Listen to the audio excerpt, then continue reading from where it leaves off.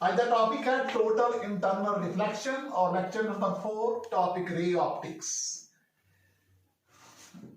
आज सपोज कर लो साडा रेयर मीडियम है, रेयर आ साडा डेंसर मीडियम है। इहदे लई कंडीशन है भी ray of light must travel from denser medium to rare medium. हुण अगर डेंसर तो रेयर वाली रे ऑफ लाइट जाऊगी तो it bends away from the normal. और अगर हम आप फिर एक रे ऑफ लाइट भेज के देखते हैं, हम आप एक रे ऑफ लाइट भेजी तो ये इस तरह करके ये नाल ही चली गई। इहनूं कहंदे आ क्रिटिकल एंगल, क्रिटिकल एंगल, ठीक है जी। और जिथे एंगल ऑफ रिफ्रैक्शन जो होगा आर जो हो गया वो 90 बन गया। This angle will become the critical angle. हुण रेयर मीडियम हैगा जिहड़ा, हुण अगर आप एंगल ऑफ इंसीडेंस नूं होर वधा दईए तो रे ऑफ लाइट उसी मीडियम च वापस आ जाती है। इहनूं असीं कहंदे आ टोटल इंटरनल रिफ्लैक्शन। इहनूं कहंदे आ टोटल इंटरनल रिफ्लैक्शन। उरे की है आई है जिहड़ा वो लैस देन सी है, उरे आई इक्वल टू सी है, उरे आई ग्रेटर देन सी है। मतलब पहली कंडीशन ये है the ray of light must travel, the ray of light must travel from denser medium to rarer medium. Light must travel from denser medium to rarer medium. और दूसरी condition ये है कि angle of incidence in the denser medium must be greater than the critical angle, I must be greater than C. हुण आ critical angle की चीज है? It is that angle of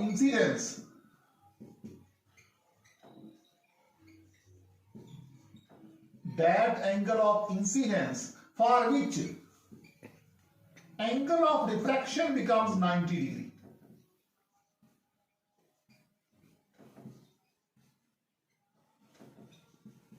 suppose कर लो ਇਹਦਾ मीडियम का रिफ्रैक्टिव इंडेक्स μ1 है, ਇਹਦਾ रिफ्रैक्टिव इंडेक्स μ2 है। ये बन गया μ1 sin r is equal to μ2 sin c। तो बन गया r हो गया 90 sin 90 1 μ1 बटा μ2 ये हो गया sin c।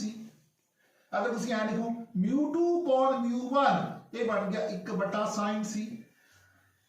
तो μ1 का 1 है, μ2 की हो गया μ, तो μ इक्वल टू 1 बटा sin c। तो इत्थे मतलब सिद्ध हो गया कि साडा जिहड़ा μ आ वो किहड़ा है, डेंसर मीडियम वाला। जो कुछ ना लिखा हो तो डेंसर मीडियम वाला, तो ये फार्मूला बन गया μ इक्वल टू 1 बटा sin c। इत्थे असीं दो कांसेप्ट सीखे TIR दा, the ray of light must travel from the denser medium to the rare medium, और angle incidence in the denser medium must be greater than the critical angle, then only the TIR will take place, that is total internal reflection। ये कुछ examples हैं। पहली great circle the disc formed on the surface of water. एक ray of light गई bends away from the normal. आप किथे जा रहे हैं, डेंसर तो रेयर वाली जा रहे हैं। रेयर है, ये डेंसर है। दूसरी रे ऑफ लाइट आई अगला होगी, आ क्रिटिकल एंगल बन गया। जे आ सी है तो आ सी है, जे आ सी है तो आ सी है, अल्टरनेट एंगल्स है। हुण तुहाने ये गल पढ़ी है कि r बटा d जिहड़ा हुंदा वो tan c के बराबर हुंदा है, यानी कि r इक्वल टू बन गया d tan c। म्यू जिहड़ा हुंदा वो 1 बटा sin c के बराबर हुंदा है, जिहड़ा sin c हुंदी है वो 1 बटा 1 बाय म्यू के बराबर हुंदी है।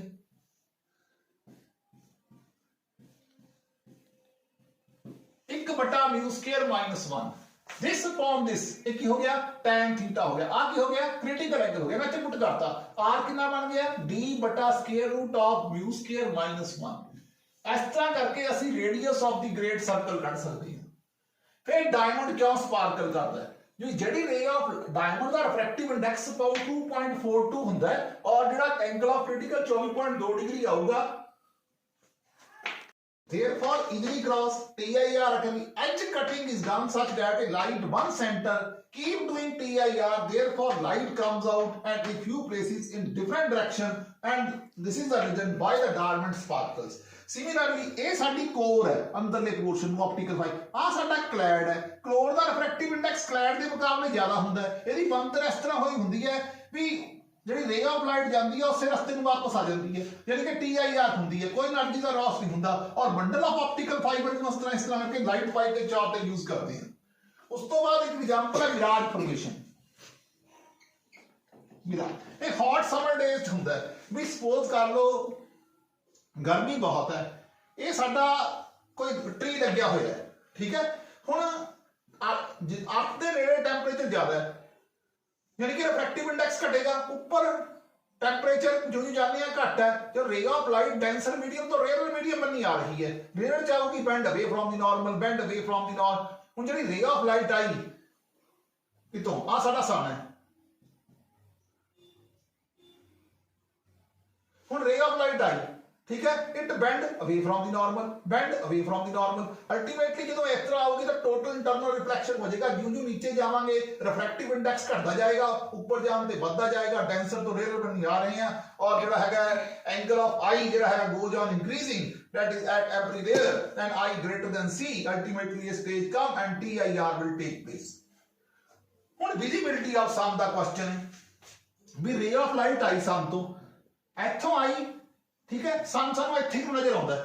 उसका कारण यह है कि जो म्यू है डिक्रीज करता with height, mu decreases with height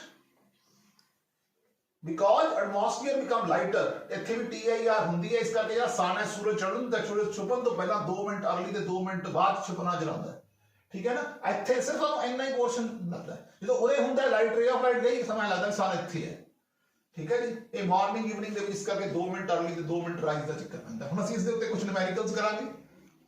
transparent cube 15 centimetre edge contains a small air bubble, its apparent depth when it viewed through one face, एक फेस तो व्यू कीता 6 सेंटीमीटर। ਹੁਣ एपरेंट डेप्थ ਦਾ formula x/μ = 6, ਤਾਂ x/μ = 6 ਆ ਕਿੰਨਾ ਰਹਿ ਗਿਆ 15/x - μ, ਜਿਹੜਾ ਰਹਿ ਗਿਆ ਮਗਰ ਕਿੰਨੀ ਰਹਿ ਗਈ equal to 6 centimetre when viewed through the opposite side। बंदर है, चलो एक x है, एक 15 माइनस x है, इक्वल टू 4 के बराबर है। तो एक ही बन गया 15 minus x is equal to 4 mu. x कितने बराबर है 6 म्यू, इतने पुट करता 15 is equal to 10 mu, mu is equal to 15/10, 3/2, 1.5 answer आ गया। इस तरह करके ਅਸੀਂ रिफ्रैक्टिव इंडेक्स ਕੱਢ ਸਕਦੇ ਹਾਂ।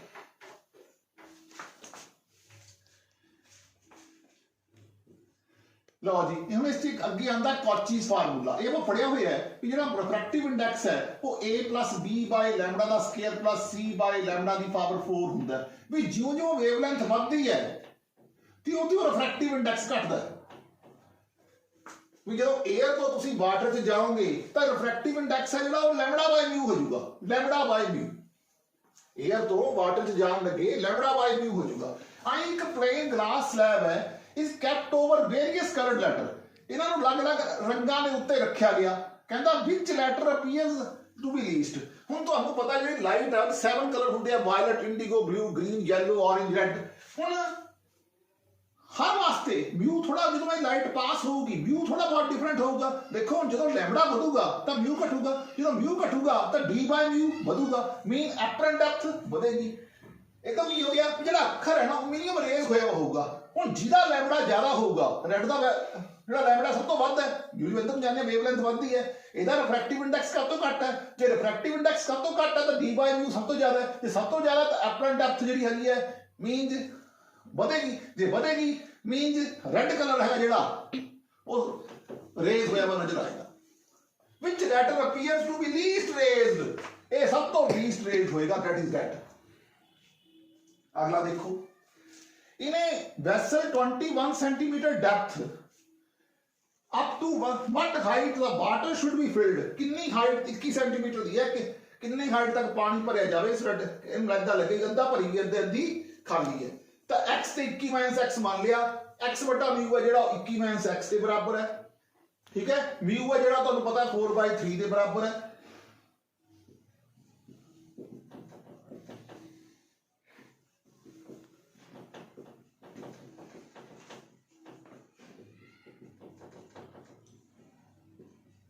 x कितना आ गया 12 सेंटीमीटर, x कितना आ गया 12 सेंटीमीटर। ਹੁਣ ਜੇ x 12 आ गया तो इत्थों ये 9 सेंटीमीटर है, नीचों आह 12 सेंटीमीटर। बस ਇਹ ध्यान रखना है। ये सी तीसरा कॉन्सेप्ट ये सीगा चौथा न्यूमेरिकल। आओ देखिए पंजवां। इंसीडेंट हो गई 45 डिग्री के उत्ते 45 डिग्री के उत्ते। जो इंसीडेंट हुई ये 45 है तो ये 45 है। टोटल टर्न ਇੱਥੇ आई नॉर्मल ड्रा किया TIR होई अपने रास्ते तो वापस आने की कोशिश करूगी। ਇਹਦਾ मतलब तुहाने सिनेरियो पढ़िया mu equal to sin i by sin r। sin है 45, ये हो गया 90 minus c। sin of 90 minus theta होता है cos ऑफ थीटा, ये बन गया 1 by root 2 cos of c।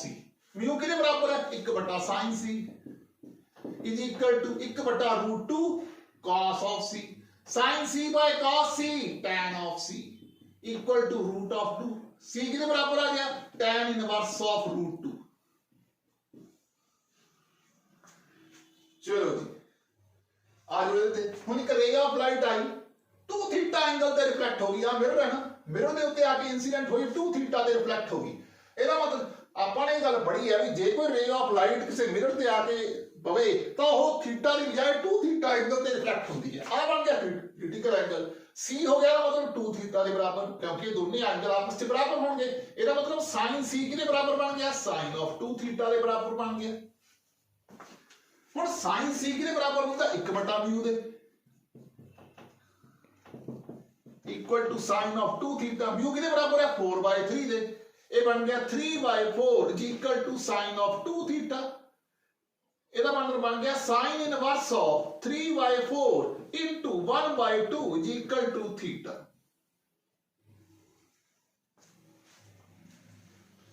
ਹੁਣ ਇੱਕ 에ਅਰ ਇਹ ਗਲਾਸ ਹੈ। ਹੁਣ ਸਾਡੇ ਕੋਲੇ ਜਦੋਂ ਰੇ ਆਫ ਕਹਿੰਦਾ ਫਾਈਂਡ ਦਾ ਕਲਰ ਆਫ ਦਾ ਇਮਰਜੈਂਟ ਰੇ, ਕਹਿੰਦਾ ਕਿਹੜੇ ਕਿਹੜੇ ਗ੍ਰੀਨ ਲਾਈਟ ਦੇ ਉੱਤੇ ਆ ਕੇ ਗਲੇਜ਼ਿੰਗ ਐਂਗਲ ਬਣ ਗਿਆ। ਧਿਆਨ ਨਾਲ ਦੇਖੋ ਹੁਣ ਜਦੋਂ ਵੇਵਲੈਂਥ ਵਧੇਗੀ ਰਿਫਰੈਕਟਿਵ ਇੰਡੈਕਸ ਘਟੇਗਾ, TIR घटेगी नहीं, नॉट पॉसिबल। TIR पॉसिबल होएगी ही नहीं। अगर TIR पॉसिबल नहीं होएगी ग्रीन कलर की लाइट इधर चली गई, violet indigo blue green green तक चले गए, मगर केड़े केड़े रंग दिखणगे येलो ऑरेंज रेड। केड़े केड़े दिखणगे येलो ऑरेंज ते रेड, बाकी दे कलर सब नजर आएंगे। हुण सिल्वरिंग की हुंदी है ग्लास सरफेस दे उत्ते सिल्वरिंग मीन लाइट 2 बार रिफ्लेक्ट होती है। जो मिरर के उत्ते पैंदी है ना तो रिफ्लेक्शन बाय 2 थीटा होती है। जब सिल्वरिंग पढ़ांगे तो एक साडे कोले दा मतलब ग्लास स्लैब है, एक साडे कोले की है मिरर है। हुण ले ऑफ लाइट गई जो रिफ्लेक्ट हुई है 2 थीटा ते रिफ्लेक्ट होनी है। टी कितना है 8 म्यू कितना है 1.6 80 5 ये कितना आ गया 5 3 सेंटीमीटर आ गया। जे 3 आ गया 2 थीटा का रिफ्लेक्ट होना 18 minus 2 theta 2 into 3 6 18 minus 6 12 centimetre आ गया। 12 सेंटीमीटर बिहाइंड द मिरर इधर किते इमेज बनूगा, ਇੱਥੇ किते 12 सेंटीमीटर दूरी ते इमेज बनूगा। बस ਇੰਨੀ ਗੱਲ ਸੀਗੀ। ਇਹ ਸੀਗਾ ਕੁਝ ਨਿਊਮੈਰੀਕਲ। ਪੰਜਵਾਂ ਸੀਗਾ ਆ ਸੀਗਾ 6ਵਾਂ ਨਿਊਮੈਰੀਕਲ। ठीक है जी। और ਇਹ ਸੀਗਾ 7ਵਾਂ। ਆ ਸਿਲਵਰਿੰਗ ਆਫ ਮਿਰਰ ਦਾ ਹੋ ਗਿਆ 8ਵਾਂ। 8 छोटे छोटे ये न्यूमेरिकल सीगे। ये सी साडा लेक्चर नंबर 4।